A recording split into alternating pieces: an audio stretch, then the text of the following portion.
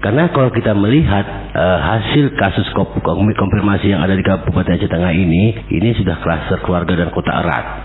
Kabupaten Aceh Tengah kembali berubah menjadi zona oranye penyebaran COVID-19 pasca penambahan kasus positif. Jubir Satgas Penanganan Corona untuk Aceh Tengah Dr. Yunasri kepada RRI Sabtu mengaku penambahan kasus positif corona terjadi lonjakan akhir April. Hingga Sabtu pagi katanya ada 267 kasus positif, 53 dirawat, 208 sembuh dan 6 meninggal dunia.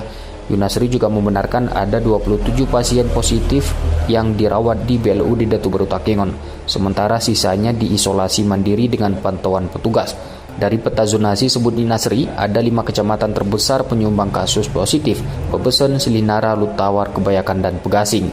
Terkhusus untuk Kecamatan Bebesen dan Lutawar katanya menjadi zona merah. Kita melihat kasus 1 bulan ini. Apa artinya membuat peta risiko ini minimal 2 sampai 1 bulan ini kita melihat bagaimana perkembangan kasus COVID-19 di Kabupaten Aceh Tengah. Nah, kalau kita lihat ini Bebesen dan Lutawar ini sudah zona merah. Kemudian untuk Kecamatan Bintang, kemudian Kebayakan dan Pegasing ini sudah zona orange. Lebih lanjut dikatakan Yunasri, dalam upaya menekan angka penyebaran COVID, pemerintah daerah telah memperketat pintu masuk di Payatumpi. Pendatang yang masuk ke Takengon akan diperiksa suhu tubuh dan penggunaan masker.